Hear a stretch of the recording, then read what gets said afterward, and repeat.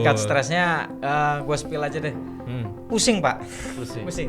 Pusing terus pertama kalau dari penghasilan itu kebanyakan baju ya pakaian. Setelah itu handphone. Handphone juga kebeli.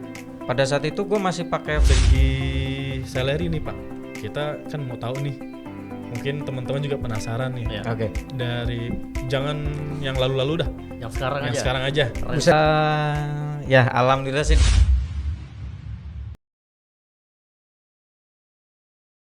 Selamat datang kembali di Akal Podcast. Ya, hari ini video yang ya Kesekian lumayan kalinya seru ya. ya. Ya, insya Allah sih seru ya hari ini ya. Kita ketemu Narasumber narasumber baru. beda gitu. lagi. Ya, beda lagi. Kan kemarin pertama lu gitu Iya. kan. Kedua gua, sekarang ada Nih, teman kita nih. teman kita, Ardi. Adi.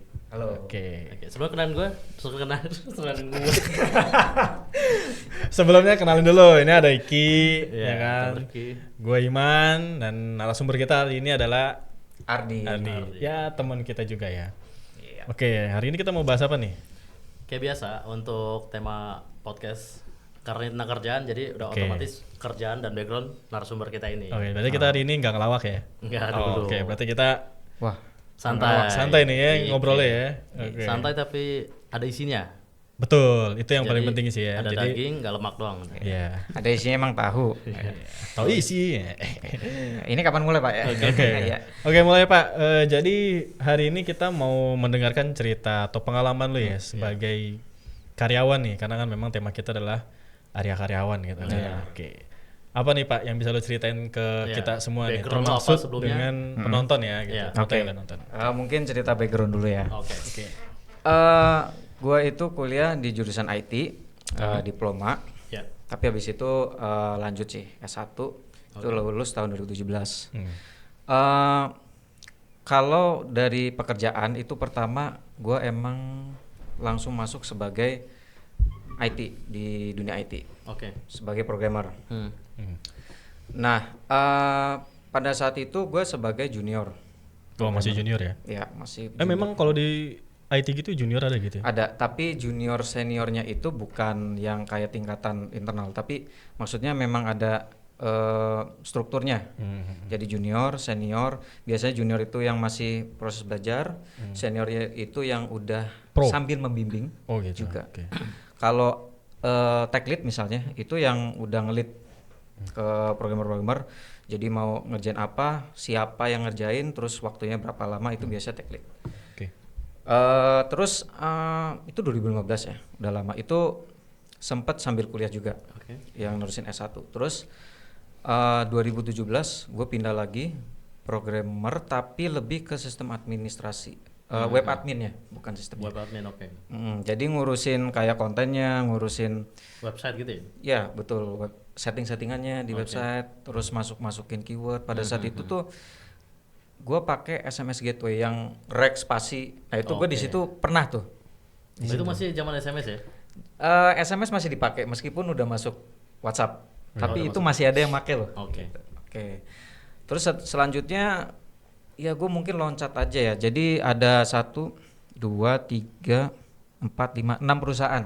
Gue udah kerja semuanya di bidang IT. Banyak juga ya. Ya perusahaan. lumayan. IT semua. Itu dari 2015 sampai sekarang tuh berarti. Sampai sekarang perusahaan sekarang udah 2 tahun itu juga programmer juga. Dan sekarang bahasanya nambah lagi bahasa programnya maksudnya. Sorry nih, tadi kan lu lulus 2017, berarti dari 2015 itu udah mulai kerja Ya, sambil kuliah? Sambil kuliah. Oke. Itu lulus sih diploma.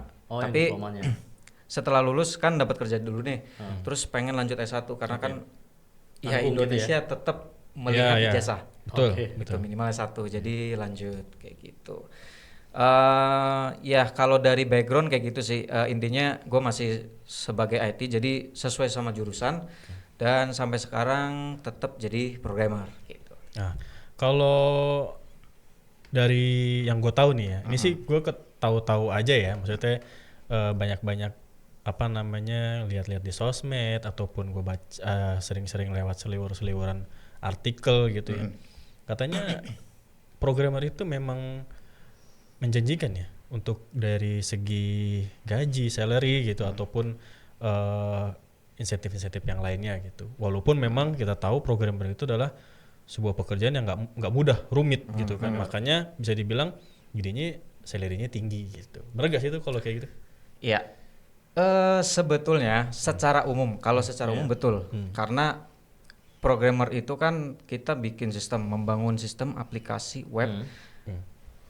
Mungkin bisa dibilang itu adalah digitalisasi semua pekerjaan, hampir semua pekerjaan. Jadi ya itu salary-nya tinggi karena emang tingkat kesulitannya emang tinggi. Terus sekarang tuh apa sih yang nggak digitalisasi? Ya, Betul. Kita bayar udah nggak pakai cash lagi, tapi udah pakai semua QRIS ya. ya QRIS. Kita bisa transfer, terus kita mau beli barang itu nggak perlu ke toko, Ya, kita bisa online lewat udah banyak. betul marketplace. Jadi memang kalau secara general gaji programmer umumnya tinggi, tetapi itu tidak terlalu berlaku buat fresh graduate gitu. Oke, kenapa tuh, Bang? Karena ya itu tetap dilihat sih, karena fresh graduate kan dia baru lulus nih, dia belum mengenal perusahaan itu seperti apa, dia belum mengenal etika profesi di dalam situ kayak gimana, terlibat sama tim dan sebagainya. Kalau di perkuliahan mungkin atau sekolah kan ya tim-tim itu, terus kita yang dikejar itu kan lulus atau enggaknya. Betul. Tapi kalau di perusahaan emang goalsnya ya produk harus bisa rilis, harus bisa dipakai. Nah kalau dipakai kan nanti feedbacknya gimana. Nah itu tetap dilihat. Tapi juga dari perusahaan bisa. Kalau perusahaannya yang masih ya bisa dibilang standar atau apa ya, gajinya ya UMR atau di atas dikit. Kalau misalnya yang udah gede, corporate gede itu mungkin lebih besar. Tapi balik lagi namanya saingan banyak gitu sih. Berarti intinya adalah ada dua ya. Berarti pertama adalah fresh graduate sama yang kedua adalah perusahaan itu sendiri ya.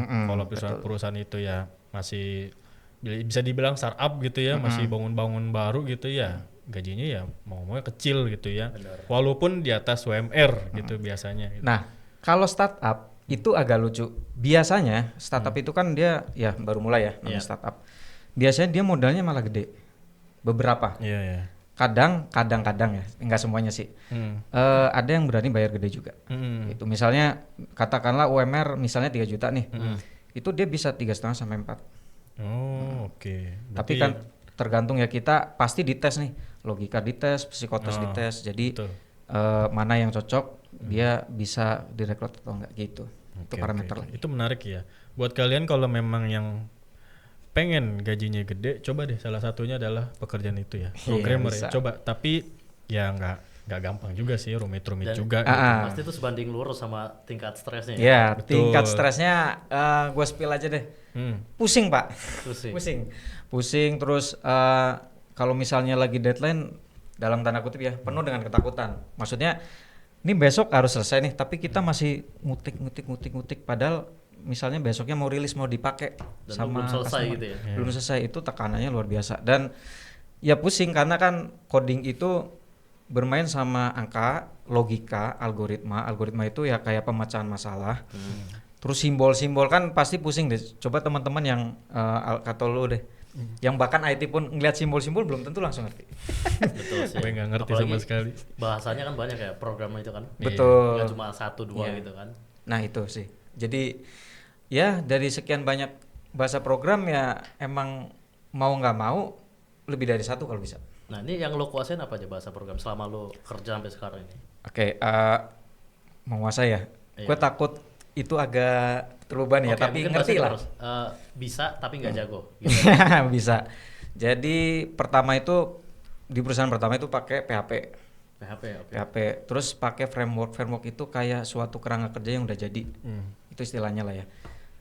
Kalau teman-teman nggak tahu, abaikan dulu nggak apa-apa. Itu pakainya CI, Code Igniter. Tapi basicnya masih PHP atau? PHP itu tetap pakai PHP. Terus ada database-nya pakainya MySQL.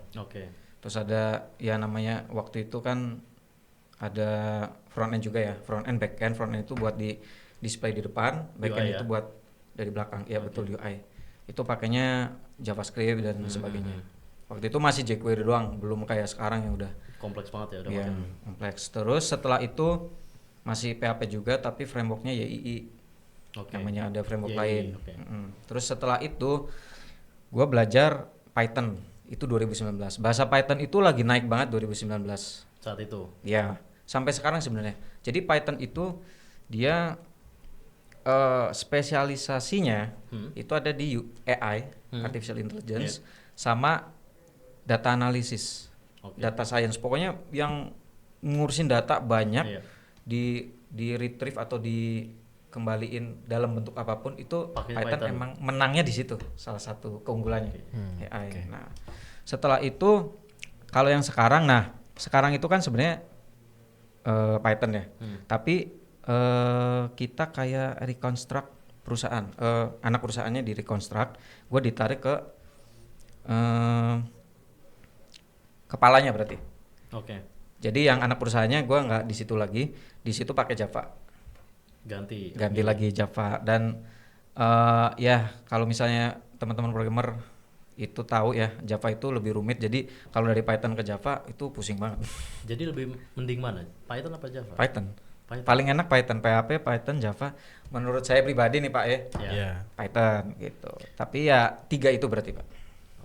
Menarik banget emang. Dan ini kan lo berarti Python itu udah ada basicnya sebelumnya. Apa emang lo belajar ketika di 2019 masuk di dunia kerja dan ternyata pakai Python? Lo baru belajar saat itu atau gimana?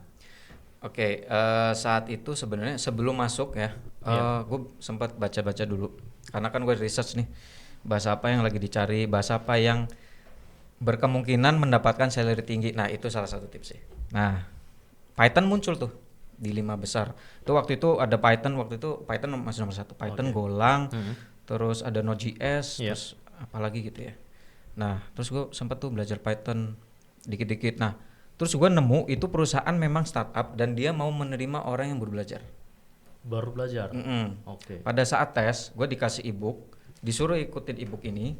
Kalau misalnya mendekati atau sempurna ya ditarik, dan alhamdulillah gue waktu itu salah satu yang ditarik. Gitu. Jadi sempat belajar juga dan bisa gue bilang perusahaan itu perusahaan yang ketiga, itu perusahaan di mana otak gue nih, algoritma gue bener-bener dipacu sekencang-kencangnya karena itu startup. Terus tiap hari masuk kan. Pernah nih dalam 1 bulan, sebenarnya kan gue Senin sampai Jumat. Tapi pada saat itu karena lagi ngejar banget, Sabtu Minggu gue masuk. Selama sebulan. Pernah yang masuknya jam 8 nih, pulangnya kan jam 6 sore. Itu suruh istirahat dulu, ya udah lu istirahat dulu. Tapi jam 12 malam situ lagi. Jadi habis sisa nih gue tidur. Jam 12 pagi ya berarti jam 1 pagi gue ke situ lagi. Untungnya dekat. Kerja lagi. Iya, kerja lagi. Terus jam 6 pagi pulang lagi, siangnya ke situ lagi. Itu di minggu kedua setelah Sabtu Minggu masuk terus karena ya butuh refresh ya, itu bener-bener mual sih. Pasti ya. Itu stres banget sih. Ya itu kalau dari tingkat ininya ya, maksudnya kesan-kesan yang nggak enaknya dari seorang programmer. Tapi kalau misalnya dari kesan-kesan baiknya tuh kayak gimana? Enaknya gitu. Enaknya. Itu kan duka tadi ya. Nah sekarang sukanya nih kalau misalnya dari seorang programmer gitu. Mungkin bisa dibilang ya gaji gue gede, gue bisa beli apa aja, gue bisa jalan-jalan atau hal-hal lain lah gitu yang buat mengurangi tingkatan stres gue gitu. Biasanya apa sih? To be honest ini. Yang tadi tuh ya, kesan buruk itu sebenarnya internal aja dan itu salah satu sebenarnya kalau disebutin banyak. Tapi sekarang kita fokusnya ke yang enaknya ya. Ya, salah satunya betul. Gajinya memang tinggi, gua akuin, dan alhamdulillah ya itu rezeki lagi. Yang namanya Allah udah ngasih gitu ya, rezekinya segitu. Tapi dengan rezeki itu juga tanggung jawabnya kan lebih besar dan lebih susah. Gitu. Dulu gue sempet inget nih, dosen pernah bilang waktu itu pelajaran susah nih, terus dia bilang pusing ya pusing. Tapi yang pusing itu yang duitnya banyak gitu. Dia bilang gitu, nyeletuk gitu. Tapi ada benernya kalau di programmer. Nah enaknya di situ. Terus yang kedua, kalau misalkan ngomongin enak, sebetulnya bukan di bidang pekerjaannya. Kalau bidang pekerjaan kan kalau lu suka, ya sebenarnya lu senang-senang aja. Betul. Gitu. Tapi di pekerjaan pertama, rekan kerjanya enak. Rekan kerja enak. Apakah ada yang nyenggol waktu itu? Ada. Tapi divisi lain. Tapi IT bisa kena. Oh gitu. Ada yang memang dia pengen merasa paling hebat sendiri. Nah, itu boleh di-spill gak tuh? Divisi apa itu? Kan IT nih. Maksudnya kan IT. IT itu mungkin bisa banyak kan. Ada yang megang programmer, ada yang pegang cuman software hardware atau megang jaringan gitu. Tuh apa tuh? Itu bukan IT sih. Di luar dari Oh, itu. di luar Di IT luar IT, berarti. di luar IT, gua nggak tahu itu masuk ke divisi mana lupa. Tapi dia ada ngurusin jaringan juga. Cuman dia bukan di divisi itu. Dia hanya bantu. Jadi kayak nge-backup kayak gitu-gitu. Oh, Cuman jadi- dia agak deket sama atasan. Waktu itu atasannya orang Rusia. Oh gitu. Kayak cari muka mungkin. Iya Perhatian itu ya? sebenarnya itu. Kalau gue sih kalau misalnya ketemu orang seperti ini ya memang pasti kesel dong. Cuman kalau gue ya udahlah gue profesional aja. Pokoknya apa yang gue hadepin ya kayak Lo gini. kerjain gitu ya? Yang penting nggak nyenggol-nyenggol. Yang penting gue Siapapun gitu ya? Betul. Itu terus enaknya lagi ya di pekerjaan pertama itu setiap Jumat dapat makanan gratis. Makan dimanapun budgetnya 50.000 gitu. Terus ya lebih ke teman-teman sih. Pekerjaan selanjutnya juga teman-temannya mostly enak. Atasan-atasan juga nggak yang gimana-gimana gitu. Oke. Mungkin itu kan kalau dari segi apa namanya kantor per kantor ya. Maksudnya kan tadi lu udah berapa kali pindah-pindah kantor Iya. gitu. Maksudnya general aja Pak gitu. Maksudnya kayak oh ini yang selama ini gue dapetin ya enaknya itu gue bisa beli ini, gue bisa Oh iya, kalau secara general ya gaji berarti bukan yang lain sih. gaji aja berarti ya. Maksudnya lo bisa pada akhirnya lo bisa beli sesuatu yang bisa menyenangkan lo gitu. Yang tadi buat nurunin tingkat stres lo gitu. Atau ada lain lagi gitu. Misalnya Nggak ada. lo ngumpul nongkrong sama temen-temen Ya lo itu gitu. kalau itu kan kesenangan internal ya. Tapi kalau kesenangan dalam pekerjaan ya yang bisa gua lihat buat nenangin diri ya gaji itu. Gaji itu. Tapi kalau dalam bentuk barang ada, misalnya kayak entah itu PC atau laptop atau Ya. Oh kendaraan. itu. Handphone gitu kan. Oh maksudnya ini yang berhasil gue beli atau iya ini? yang emang udah berhasil dari selama lo kerja nih dan sukanya itu kan artinya kata lu tadi gaji. Nah, dari gaji lo itu Dari gaji lo tuh lo bisa beli Oh, apa aja. oke. apa aja? Lo bisa buat apa aja gitu lah. Jadi bukan dari perusahaan ya. Iya. Ya, pokoknya dari general lo aja gitu maksudnya. Pertama kalau dari penghasilan itu kebanyakan baju, ya pakaian. Setelah itu handphone. Oke. Handphone juga kebeli. Pada saat itu gue masih pakai Evercross kalau nggak salah. Semuanya pada pakai Android. Oh, Itu Android, kerjaan pertama gue beli Android. Meskipun sempet hilang. Terus ya setelahnya gue bisa beli laptop. Dan laptop itu gue pengen banget dulu laptop gaming. Cuman pada saat itu nggak bisa yang high spec. Jadi yang medium. Yang cuman GTM. Oke. Tapi itu lumayan buat main game yang Ya lumayan lah itu. yang setengah-setengah. Yang nggak berat-berat banget ya. Ya bisa. Jadi ada kesenangan juga. Terus sempat beli motor Beat. Oke. Oke. Ya, baru 2 bulan hilang. Oh. Ngeri Sedih banget. banget ya, sedih banget itu. Sedih banget. Pokoknya warna-warni lah. Oke. Cerita gue. Motor habis itu ya itu kan ini motor hilang nih. Bulan Februari apa Maret ya? 2020. Habis itu kena PHK. Covid ya. Covid. Motor itu masih nyicil. Jadi gue masih harus nanggung cicilan itu. Cicilan Ya. tapi barangnya nggak ada. Barangnya nggak ada tapi gue nyicil. Sedih banget Gimana itu. coba? Waduh. Terus. Pusing gitu kan. Nah setelah itu ya balik lagi kita kan namanya orang yang harus beriman dan tauhidnya harus kuat ya. Jadi Allah tuh udah ngasih semuanya. Jadi misalnya ada apa sih namanya musibah kayak gitu ya pasti ada solusinya. Yang penting kita doa gitu. Nah terus April gue dapet tuh kerjaan, dia perusahaannya di Cengkareng. Itu singkat kata itu bisa lunas. Gue lunasin cepet itu 4 bulan. Kalau nggak salah gue langsung lunasin. Jadi bener-bener gue tabung. Pokoknya gue ngapain ada utang. Ya. Gitu. Dari situ ya belajar ya. Maksudnya lo Iya. nggak mau kredit lagi. Nggak mau kredit Takut lagi. ada sesuatu hal yang memang ya kita nggak bisa nanggung. Kalau Itu kan sesuatu yang nggak bisa kita kontrol. Betul. iya nggak bisa itu. Itu meskipun gue syariah, waktu itu gue syariah, tapi gue nggak nyalain syariahnya, cuman memang lagi musibah terus gue ngapain utang, itu aja. Iya. Setelah itu, nah alhamdulillah mulai stabil, mulai naik lagi kan, sekarang PSBB udah nggak ada. Itu gue bisa beli yang mungkin yang agak gedean ya, motor Vario 150. Iya. Gede tuh. Itu kan gede, itu cash 150 waktu itu. apa 160? 160, ya 160. Oke. Itu cash, jadi emang cashnya itu bukan karena apa ya, tapi emang nggak pengen utang. Jadi meskipun di pikiran macam-macam itu hilang ya, seenggaknya gue nggak pengen utang. Ya betul. Ya kalau bisa kayak gitulah ya. Buat teman-teman juga kalau misalnya kalian pengen pengen sesuatu gitu ya. Iya. Kalau bisa jangan utang lah gitu ya. Betul. Karena kita nggak bisa kontrol tuh kalau kedepannya kita ada apa-apa, nauzubillah min zalik gitu ya. Kita diputus diputus pekerjaan atau PHK ya jadi kita nggak ada beban gitu kalau jadi Betul. nggak bingung bayarnya nggak bingung gimana. lagi bayarnya gitu kan. Padahal sekarang tuh wah gampang banget kayak pay later segala Iya, macam. itu pinjol-pinjol tuh kalian jangan gampang sampai banget. lah ya Jangan. kayak gitu ya, hindarin. Kita tuh Sebisa bertiga mungkin sih ini jangan. sebisa mungkin ya mengingatkan kalian jangan sampai terkena pinjol gitu. Itu tuh ngajarin orang utang. Pokoknya jangan deh. Hindarin itu. Jadi orang nanti kebiasaan utang. Betul. Iya, betul. Nah, setelah si Vario tuh iPhone. Ya, oke, iPhone. Nah, baru-baru ini mungkin juga belum ada yang tahu gua habis rakit PC. Oke.